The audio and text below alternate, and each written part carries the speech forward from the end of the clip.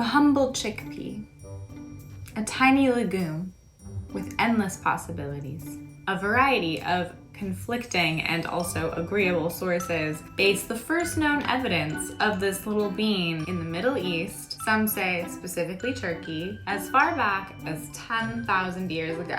One of the first crops to be cultivated. It's found its way around the world into many different cuisines and has taken on a number of different names, including the garbanzo bean, the Indian pea, the Chechi bean, Bengal gram, chana, kadale kalu, sanaga papu, and shimbra, to name a few. Forgive me if I have mispronounced any of that, and no, I could not memorize it. I did have to read it off of my screen, sorry.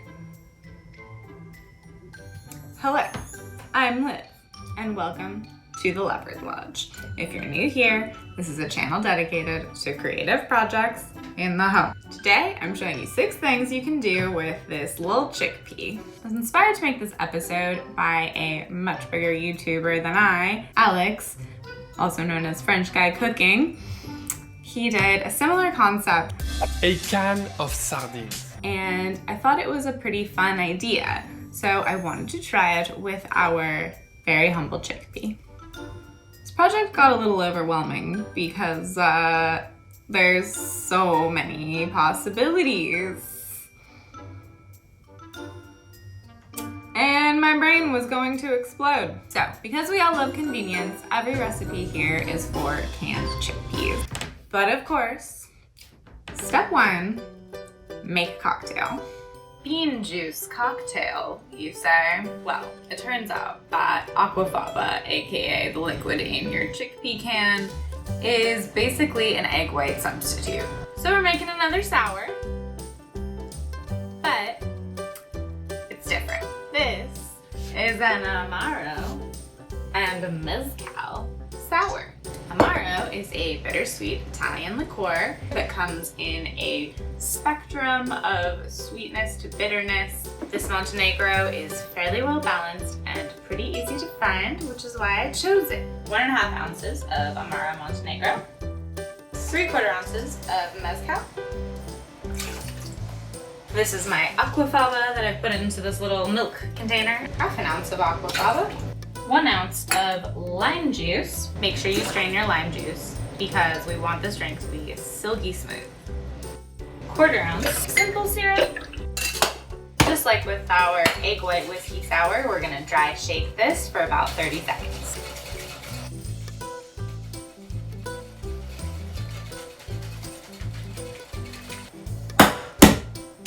Add some ice.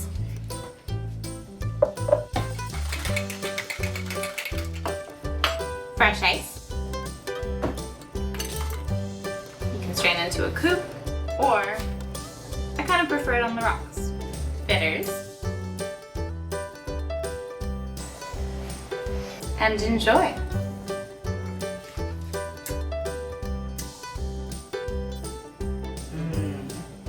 This is both really refreshing and also something I would drink in like the middle of January. Best of both worlds. Cheers. Well, damn. If you are as impressed with that cocktail as I am, give this video a thumbs up. And if you're feeling extra flush with cash and want to tip your virtual bartender, there's the link below where you can buy me a coffee. Thank you if you did. Okay, so we're not just gonna sit around here and drink bean juice cocktails all day. To the food. Crostini with hummus and chickpea bruschetta. Or as they say in Italy, Bruschetta. And that is because the Italians pronounce the sound CH in bruschetta is hard as you will pronounce the words kettle and ketchup. their C's as hard K's unless they are followed by an E or an I. And that is basically the extent of how much Italian I can pronounce. I worked at a restaurant that was very intense about it. For this dish, I take the most classic variation of bruschetta. Si dice bruschetta. I feel like such a pompous asshole saying that. Anyway, bruschetta with chickpeas, fresh and canned. Start by cutting up tomatoes into chunks. I used early girl tomatoes because they are my favorite, and some green zebras from my garden, and a couple of sun golds made it in there too. Doesn't really matter what kind of tomatoes you use, as long as they are ripe and flavorful. Add a can of rinsed and drained chickpeas. You can absolutely use canned chickpeas in this next portion of this recipe.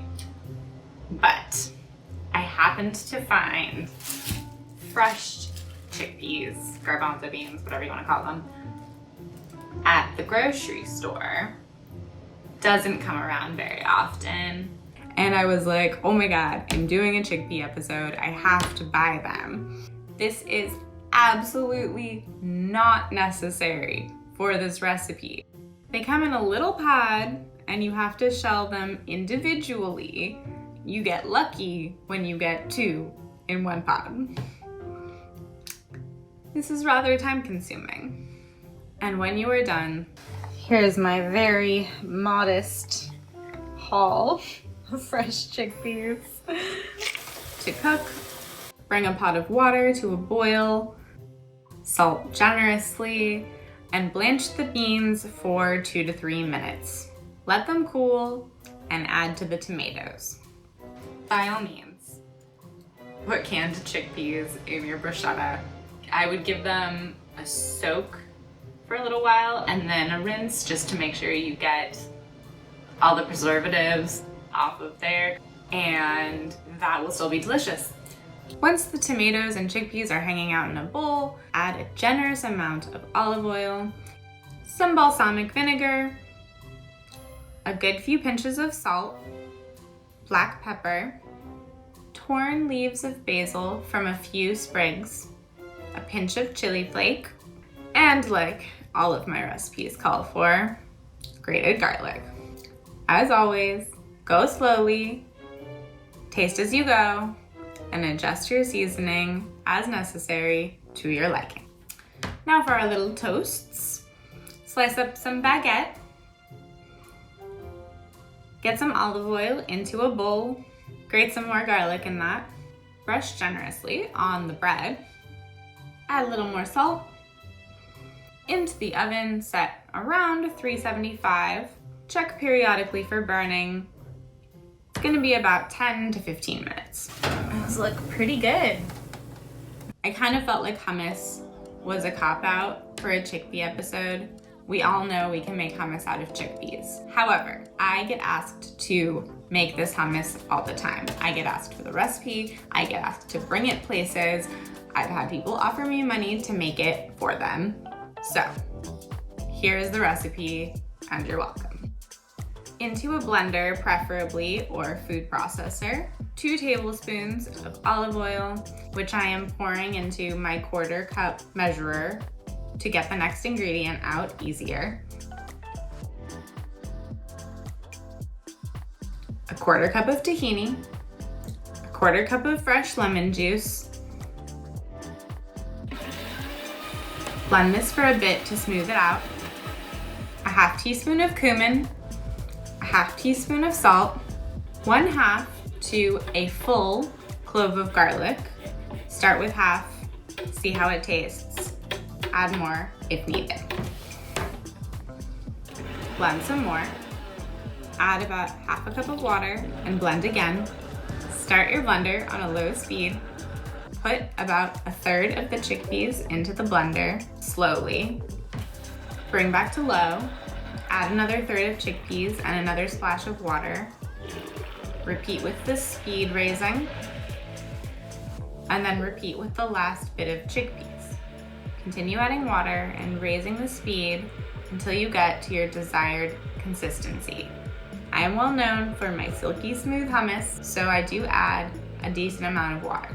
Other people like chunkier hummus, and that is fine. Taste and add any additional quantities of the ingredients that you would like. Maybe a little more garlic, salt, lemon.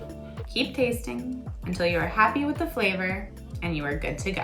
You could make little individual toasts, like put the hummus on and then like somehow get a minute kind of like that. And you could do a whole little tray of those. This is, of course, the classic way that we think of bruschetta, but I'm lazy and I'm not gonna do that. And decided to make it more of a DIY situation. This is mostly because I was actually making that dish for friends who were coming over, and I didn't want the bread to get soggy. So what you can do is kind of lay it out and let people make their own little toasts. The benefit of this is that the bread did not get too soggy while waiting to be eaten. You can kind of make them merge, like, you know, because they're meant to merge. Here's one more fun fact that I know about speaking Italian. If there's multiples, it ends in I. And if it's singular, it ends in O. So if there's multiple little toasts, it's crostini. But if there's one little toast, it's crostino. Italian with Liv, who doesn't know how to speak Italian. Little olive oil. Paprika. Flaky salt. Beautiful. I do think my plating looked quite nice, if I do say so myself. And our final recipe for today, crispy chickpeas. A simple concept with so many possibilities. Take a can of chickpeas. Strain out the Aquafaba.